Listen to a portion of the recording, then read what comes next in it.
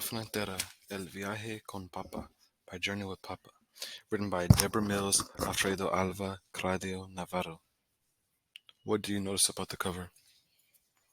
When I was young, my family lived in the small village of La Ceja in central Mexico in the state of Guanajuato. For over 100 years, my family had lived there. My grandfather, my uncle Tomas, and my father all worked in the pinon pine trees. Every day they walked 5 miles to the forest to gather the pine nuts from the trees. They climbed the trees and gathered the pine nuts in their sacks. I loved to watch Abuelo and my grandfather mend the sacks and wished my hands could move as swiftly. In the summer, I worked with Papa in the valley, stacking corn to dry. The valley was also far from our village. The day came when Abuelo could no longer walk the distance to and from the pine forest. Without Abuelo's help, Papa could no longer provide for our growing family. I was the oldest, but I was still too young to work all day. I now had two little brothers, Arturo and Luis, and a baby sister, Ida. The baby still drank mama's milk, but my brothers and I were always hungry. I could see Papa was unhappy, and I felt bad because I could not help him. Abuela told Papa he must find a new home. You must leave La Ceja and find a place where your work will be plentiful and your family will flourish. Take Alfredo with you, and as he is your firstborn and will help you on this journey. I was sad to think of leaving my home. I would miss my donkey Fernando. We were born in the same year and I loved him. I would miss Abuela and Uncle Tomas. I would miss playing with my little brothers and my friends. I did not even want to think about leaving Mama. I was hungry, yes, but I did not want life to change. The next day, strange men came to our village. I saw Papa talking quietly with the man everyone called Coyote. Papa handed him money. He would not take pesos, only American dollars. Then the men left. I asked Papa why was the man called Coyote. Papa said he takes his name from the animal. A coyote is known for its stealthy, wily ways. It is a loner and shy of strangers, just like this man. But we need his help to make the journey. Uncle Tomas announced that we would have a going away celebration and he would roast the family pig for the feast. All the villagers came to the party, the very old and the very young. It lasted all day and all night. We filled our stomachs with tortillas, rice, cornbread, and much more. My cousin Francisco played the accordion and there was dancing, hugging, and kissing. We sang my favorite song, Amor Eterno, which means eternal love. Have you ever had a going away party for a family member? College, a job? My mother took me to the well behind the house and sat me down. She looked me in the eye and said, "You are so lucky to be going on this special trip with Papa. You must be strong. You must think of yourself as a little bird who does not need much to eat or drink to keep flying north, just like the swallows we see every spring.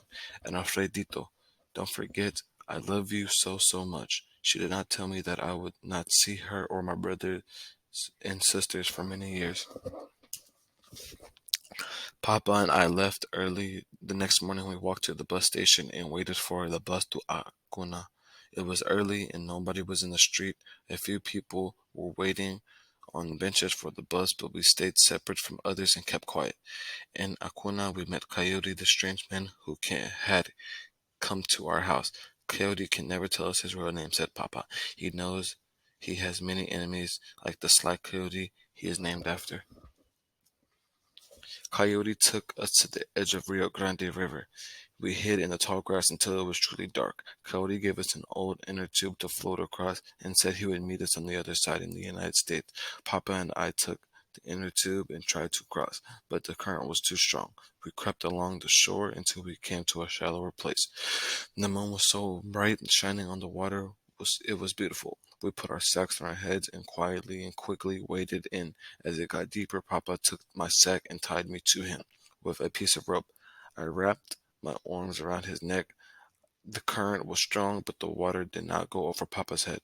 I was not afraid, but I was glad to have the moonlight to guide us across. Wow, that must be cold. As soon as we reached the other side, we looked for Cody, but we did not see him.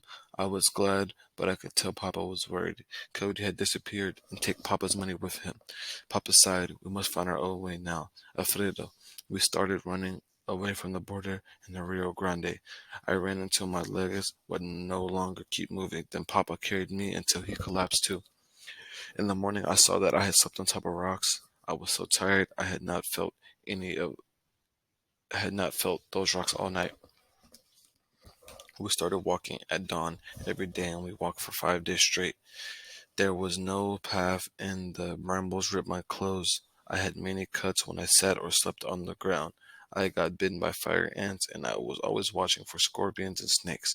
We crossed over a big mountain. It was steep and rocks kept tumbling down, hitting me in the shins.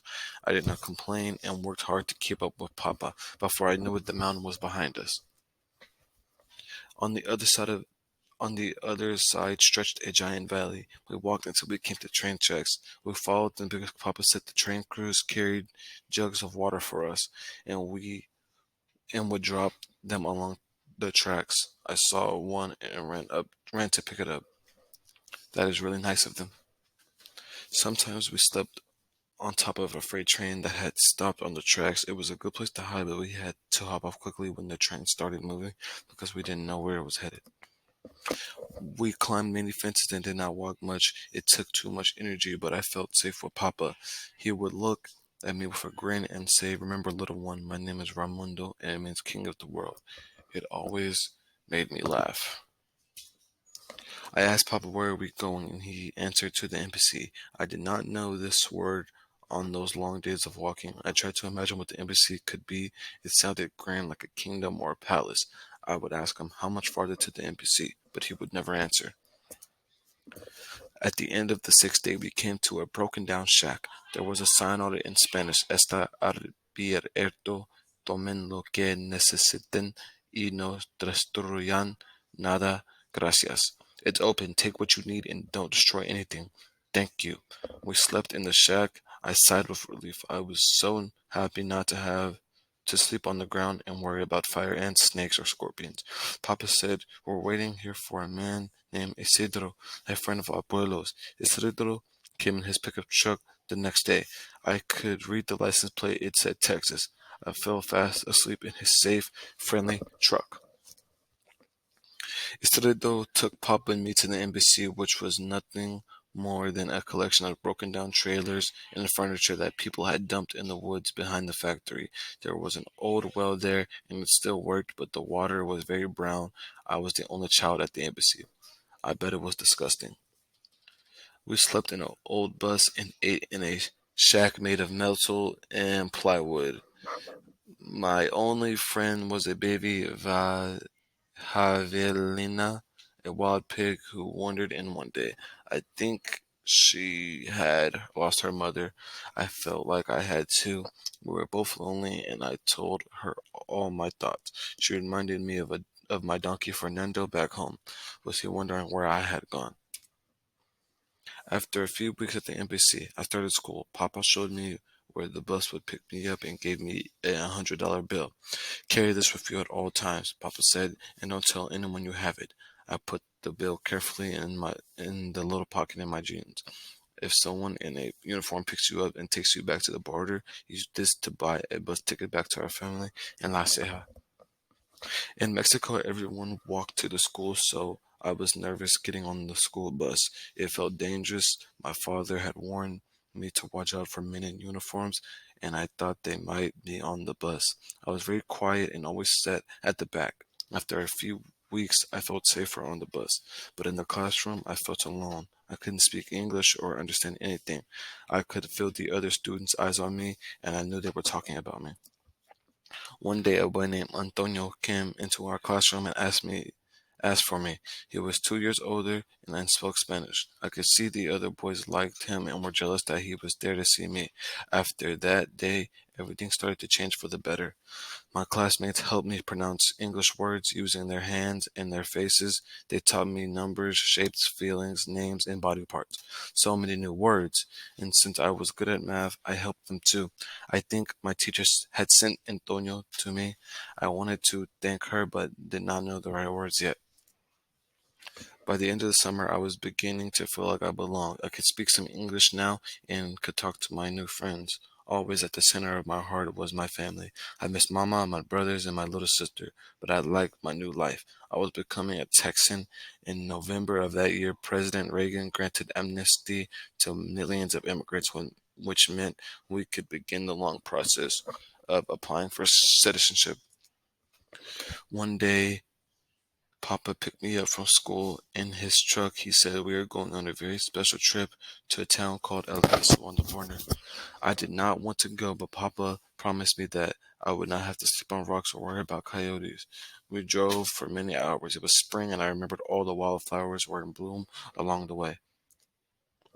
When we arrived in El Paso, I was speechless to see all the faces I had missed for so long. Luis, Arturo, and Ida, all so much bigger now, and Mama. I couldn't move. I felt a hand on my shoulder. I knew it was Mama's. It reached right to the center of my heart. She embraced me and we held each other for a long time. Finally, I thought, finally, our family is together again. Wrap up questions. Why do they have to leave home? How would we deal with immigrants coming to the United States? If you were in the same position, would you do the same? Was this book interesting? Did this give you a more understanding of immigrants coming to the U.S.?